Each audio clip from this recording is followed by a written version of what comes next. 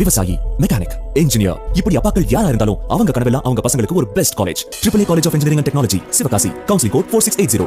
21st rank in Anna University, National Board of Accreditation, NAC with A grade ISO certified institution, best engineering college in Virudhunagar district. அண்மை செய்தி ஒன்றை பார்க்கிறோம்.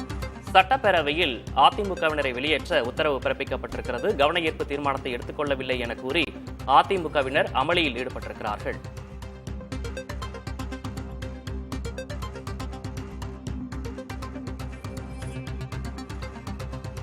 குறிப்பிட்ட நேரத்திற்கு முன்பு தர வேண்டும் என்பது விதிமுறையில் இருக்கிறது. மரபுபடி கடைபிடித்துக் கொண்டிருக்கிறோம். அப்படி கடைபிடித்தால் அனுமதியுங்கள், இல்லை என்றால் அனுமதிக்க கூடாது. இன்னொன்றே சொல்லுகிறேன், அவர்கள் கேட்கக்கூடிய கேள்விக்கு நாம் பதில் சொல்வதற்கு தயாராக இருக்கிறேன். அதில் எந்த மாற்றம் கிடையாது. நாம் டிவியை பார்த்துவிட்டு தான் தெரிந்து கொண்டேன் என்று சொல்வதற்கு தயாராக இல்லை. நீங்க திருப்பதி பேசுறீங்களா? அதனால் உங்களுடைய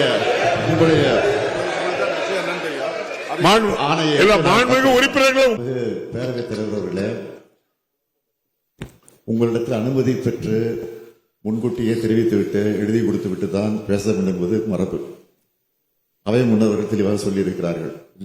அது நேரமில்லா நேரமாக இருக்கக்கூடிய பிரச்சனையாக இருந்தாலும் ஒரு குறிப்பிட்ட நேரத்திற்கு முன்பு தர வேண்டும் என்பது விதிமுறையில் இருக்கிறது. மரபுபடி கடைபிடித்துக் கொண்டிருக்கிறோம். அப்படி கடைபிடித்தால் அனுமதியுங்கள், இல்லை என்றால் அனுமதிக்க கூடாது. இன்னொன்றே சொல்லுகிறேன், அவர்கள் கேட்கக்கூடிய கேள்விக்கு நாம் பதில் சொல்வதற்கு தயாராக இருக்கிறேன். அதில் எந்த மாற்றம் கிடையாது. நாம் டிவியை பார்த்துவிட்டு தான் தெரிந்து கொண்டேன் என்று சொல்வதற்கு தயாராக இல்லை. நீங்க திருப்பதி பேசுறீங்களா? அதனால் உங்களுடைய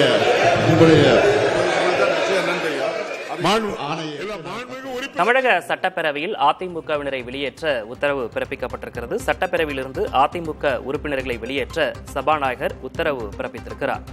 கூச்சல் குழப்பத்தில் தொடர்ந்து ஈடுபட்டதால் அதிமுகவினரை வெளியேற்ற சபாநாயகர் உத்தரவு பிறப்பித்திருக்கிறார். இதனால்தான் தொழில் முதலீடு, புதிய தொழிற்சாலைகள், இளைஞர்களுக்கு வேலை வாய்ப்பு என தமிழ்நாடு முன்னேற்ற பாதையில் சென்று கொண்டிருக்கிறது. இந்த நேர்மை சூழ்நிலையை தாங்கிக் கொள்ள முடியாத சில மாநில விரோத சக்திகள், தமிழ் மக்கள் விரோத சக்திகள், லாபிலிருந்து சட்டம் போடுறவங்களெல்லாம் அப்படியே வெளியேற்றுங்க காவலர்கள். அங்கொன்று இங்கொன்றுமாக நடக்கக்கூடிய கொலை, கொள்ளை போன்ற ஒரு சில நிகழ்வுகளை ஊதி பெரிதாக்கி மக்களை வீதியில் வைக்க இரவு பகலாக மக்களின் பாதுகாப்பிற்காக உழைத்துக் கொண்டிருக்கக்கூடிய நம்முடைய தமிழ்நாட்டு காவல்துறைக்கு இழுக்கு ஏற்படுத்த திட்டமிட்டிருக்கிறார்கள். அதற்கு பிரதான எதிர்க்கட்சியும் துணை போகின்ற வகையில் தூபம் ஓடுகிறது. சில ஊடகங்களும் பத்திரிகைகளும் சேர்ந்து துணை போவது இன்னும் வேதனை அளிக்கிறது. தமிழ்நாடு அரசின் நற்பெயருக்கும் களங்கம் ஏற்படுத்திவிட முடியுமா என துடிக்கிறார்கள். அதிமுக ஆட்சியில் எத்தகைய கலவரங்கள் நடைபெற்றன என்பது அனைவருக்கும் தெரியும். அதுபோன்ற எந்த கலவரமும் இந்த ஆட்சியில் இல்லை.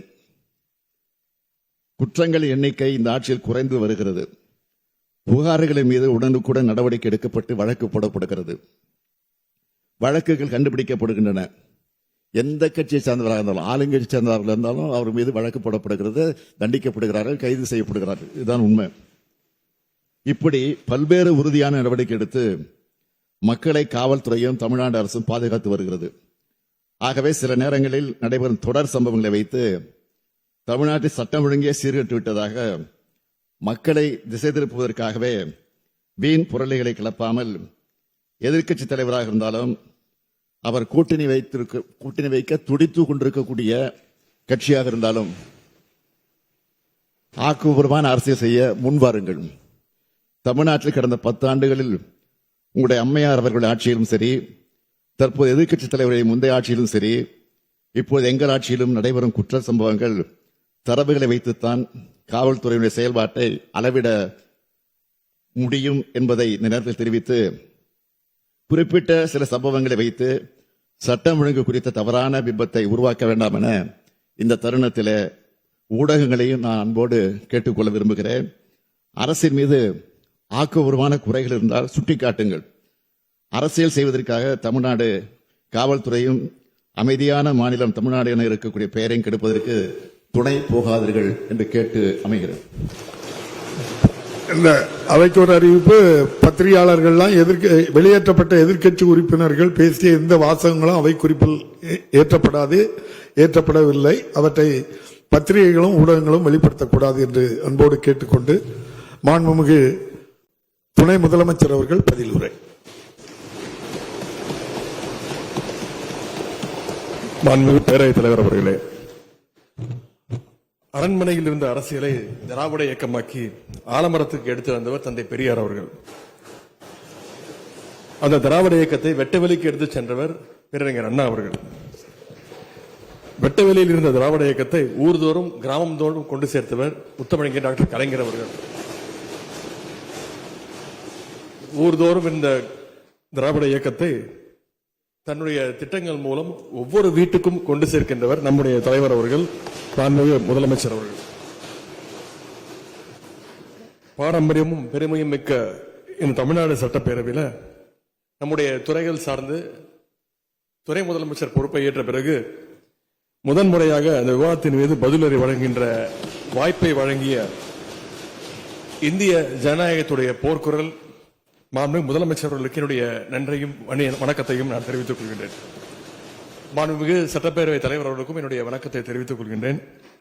மாண்புமிகு அவை முன்னவர்களுக்கும் 100 ஆண்டு வரலாறு கொண்ட இந்த சட்டப்பேரவையில் கிட்டத்தட்ட 50 ஆண்டு வரலாறையும் அனுபவத்தையும் கொண்டு எங்களை எல்லாம் வழிநடத்திக் கொண்டிருக்கக்கூடிய நம்முடைய அவை முன்னவர் நீர்வளத்துறை அமைச்சர் அவர்களுக்கும் மாண்புமிகு மூத்த அமைச்சர் பெருமக்களுக்கும் அனைத்து அமைச்சர்களுக்கும் சட்டமன்ற அரசு கொறடா மாண்புமிகு பேரவை துணைத் தலைவர் அவர்களுக்கும் கழகத்துடைய மாண்புமிகு சட்டமன்ற உறுப்பினர்களுக்கும் தோழமை இயக்கத்தைச் சேர்ந்த தலைவர்களுக்கும் சட்டப்பேரவை உறுப்பினர்களுக்கும் என்னுடைய வணக்கத்தை நான் தெரிவித்துக் கொள்கின்றேன்.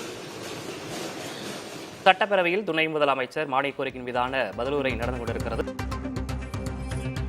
தமிழக சட்டப்பேரவையில் கவன ஈர்ப்பு தீர்மானத்தை எடுத்துக்கொள்ளவில்லை என கூறி அதிமுகவினர் அமளியில் ஈடுபட்டனர். இதனைத் தொடர்ந்து சட்டப்பேரவையிலிருந்து அதிமுக உறுப்பினர்களை வெளியேற்ற சபாநாயகர் உத்தரவு பிறப்பித்திருக்கிறார். இன்று நாள் முழுக்க வெளியேற்ற உத்தரவு பிறப்பிக்கப்பட்டதை தொடர்ந்து ஒரு நாள் முழுவதும் அவையில் பங்கேற்க முடியாது என சபாநாயகர் உத்தரவு பிறப்பித்திருக்கிறார். விவசாயி, மெக்கானிக், இன்ஜினியர், இப்படி அப்பாக்கள் யாரா இருந்தாலும் அவங்க கனவெல்லாம் அவங்க பசங்களுக்கு ஒரு best college. AAA College of Engineering and Technology, Sivakasi. Counseling code 4680. 21st rank in Anna University, National Board of Accreditation, NAC with A grade ISO certified institution, best engineering college in Virudhunagar district.